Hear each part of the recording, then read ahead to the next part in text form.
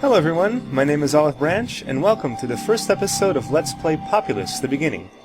Populous, The Beginning is a game developed by Bullfrog Productions. Bullfrog Productions is well known for its Dungeon Keeper series, and it was made by Peter Molyneux of Fable fame. Populous, The Beginning is the third game in the Populous franchise. The first two games that came before it, in 1991 and 1995, if my memory serves me correctly, were god games. You were a god, and you used spells and powers to help your followers achieve greatness. Populous The Beginning, released in 1998, actually was a prequel to the first two games. Rather than being a god, in Populous The Beginning, you're trying to achieve godhood. You command the Blue Tribe with your shaman, and your shaman is the one trying to become a god. The only way to become a god in this universe, though, is to slaughter all your foes and conquer the entire solar system. So, that said, let's begin our quest. In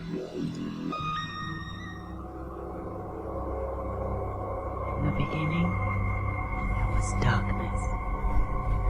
Then from the darkness came the manna, and with the manna, the visions. We were not alone.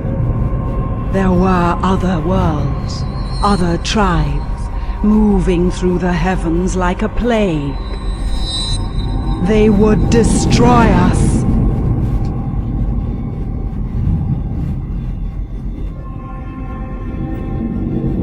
Alone in the tribe, I possessed the second sight. The manna flowed through me like fire, unleashing the magic within. The ancient legends had foretold my coming. I was the one destined to lead. The chosen one. The shaman. The time for peace was behind us. Now was the time for war!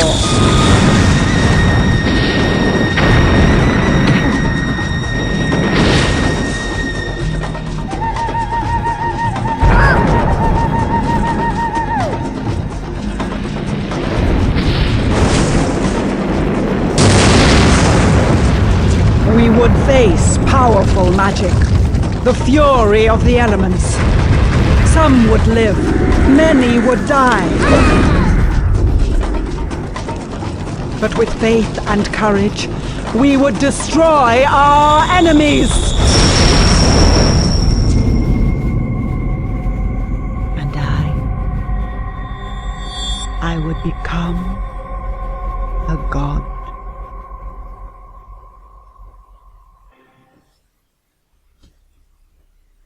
Alright, and with that intro, we are strewn onto the first map of the world. World number 1, and the very last bit of the solar system, the very edges of the solar system. This small world, the journey begins. We're going to start it, and we're going to see if we can't become a deity throughout our quest.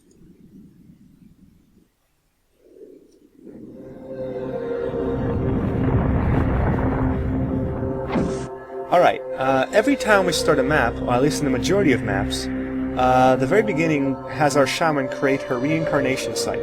As the name implies, any time that the shaman dies, she eventually gets brought back to life here, in this conduit. But for us to be brought back to life, there has to be at least one brave of our tribe remaining. In most maps, there's a flyby mode that just shows us off, shows the enemy camp, shows what we have to get. Right here we see the red tribe, the Dakinis, and we see that they have a training hut, and that her followers are just kind of patrolling, looking around. The Vault of Knowledge, there usually is one on every map. The Vault of Knowledge allows us to steal the enemy's secrets, and as you saw there, those stoneheads are, every time you worship them, you gain a one-time bonus. Some stoneheads dissipate immediately after worshipping, others stay around to give many spells and benefits. I just ordered my braves that we're worshipping right now to build a hut. Huts are places where braves and other followers can rest. When they're resting inside, they generate mana, Mana is required to fuel our spells, our magic, and to train special followers. So idle braves are a bad thing. You always want to make sure your workers are either your followers are either working or resting. And while they're building that one, I'm gonna set up another one right here. Because braves, when they generate and when they rest in huts, they produce new braves. They they have babies and increase our population. There, see, there's one right there. I'm gonna put them back in there to rest and make some more. In the meantime, I'm gonna have our shaman worship the stonehead. I see 2 question marks here in the spell list. That must mean that our stonehead must fuel one of these 2 spells. We only have 1 spell right now, and I'll show it off when we start fighting an enemy. But we've received this spell, the land bridge spell. As the name implies, the land bridge spell creates a path from where our shaman is standing to another part. This means we can either create a bridge over a river, or we can create ramps. So right now we have 2. I see 2 pieces of land, or at least 2 straits of water separating us from the reds. So we only need the 2 spells. And with the 2 scots, our shaman has generated a land bridge between the 2 islands. I'm going to send her to fight this brave. Shamans don't have a very high strength rating to fight, but they do have a very high regeneration. Braves have poor regeneration and poor fighting skills, so we'll be able to outdo the damage he causes to us. We're rapidly able to regenerate any damage he causes to us. If we're fighting a ton of braves at the same time, or God forbid a warrior, one-on-one with a shaman, we lose. But a single brave is not so bad. And we're worshipping the Vault of Knowledge to make it open the door. And our shaman goes in. What does she find? She finds the plans for the Warrior Training Hut. The Warrior Training Hut is our first special follower building, in that we can send any follower of our choice inside and train them to become warriors. Warriors are very fierce fighters with very high damage output. They're excellent in melee and a mainstay of any sort of combat. Braves are not very good warriors, or very good fighters, but warriors, damn, warriors are something else. And our shaman here is worshipping this stonehead. She got this spell, the lightning spell. Lightning is one of my favorite spells in the game. It is a single shot, 1 target spell. If it hits anybody dead on, that person is instantly killed. If it hits a building, the building is set on fire and demolished by 1 wood, 1 health point. So let's just worship the stoneheads for as many spells as we can get out of it. We got 4 lightning bolts out of it. Good enough for me. Our first spell is Blast. I'll show it off in a little bit. But let's start with the good stuff. Let's start with the lightning spell. I'm going to see if there's enough. I'm going to make a land bridge here. 2 scots. Connect our land together. Even out the bridge. And I'm going to set a fire on this cut right here. Shoka. And anyone inside of the hut immediately runs away screaming on fire. I love it. Such a great spell. I'm also going to use this lightning here to shock the training hut, so they can't have any ideas. And the last one, I'm going to shock the enemy shaman out of it. Boom! And with a 1-shot, 1-kill, the enemy shaman's dead. Every time we kill an enemy shaman, part of the mana her tribe is regenerating comes to us to fuel our own spells.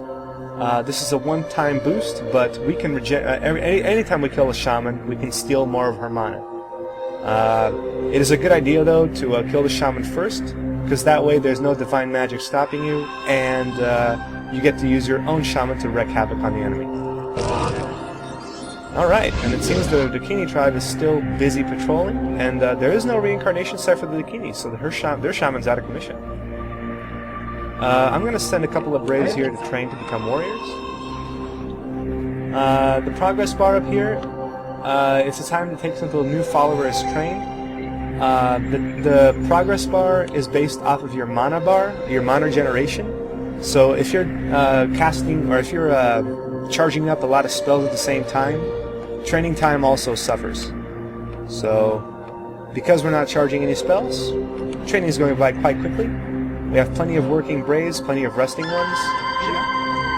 So we're good. Our training is going very rapidly. While the training continues, I'm going to show off the Blast spell. Like I said, Blast is one of my favorite spells next to Lightning, because it's simple, it's quick, it's damaging, and it's just fun.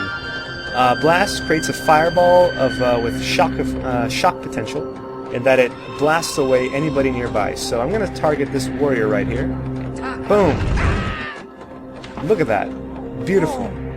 He fell in the water, and water is fatal to followers. So these guys are busy building this warrior hut. So I'm going to shock it again and make them stop it.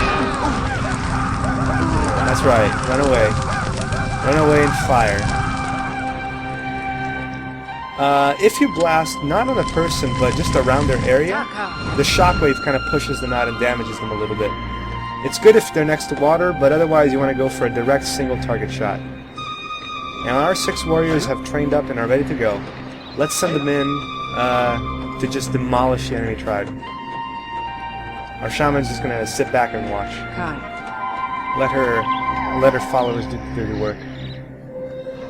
While we were busy shocking and killing people, the huts here are different. Like I said before, huts make new braves, but they also increase in size over time, housing more occupants inside. So over time, we eventually get more followers, more mana, more everything. And right now our warriors are intercepting the building site. They're quickly, rapidly killing any brave that's stopping them. This one warrior is just soloing everybody. And we've killed off the last enemy. When we killed off every enemy, the match is over and we've conquered this world. Our followers are so happy that they're cheering, they're jumping around, screaming like lunatics. Sometimes they form little conga lines to praise you and praise their power. I'm just very happy for them. And every time our shaman just stands there, she knows she's awesome. So, when we complete a level, we get a stat screen. It shows us how much time we took to finish the level, how many fights we won, how many fights we lost, how much of the enemy we harmed, how much of our own followers and buildings and shaman deaths were recorded, and how many vaults of knowledge we raided. In The Journey Begins, we raided the Vault of Knowledge regarding the Warrior Training Hut. So this is permanently added to our list of buildings. In the future, we will be able to permanently add spells to our repertoire, not just Blast, but also other spells. And this concludes the first chapter in our journey. The journey has begun, and we're well on our way to becoming a god. This is Olive Branch, signing off.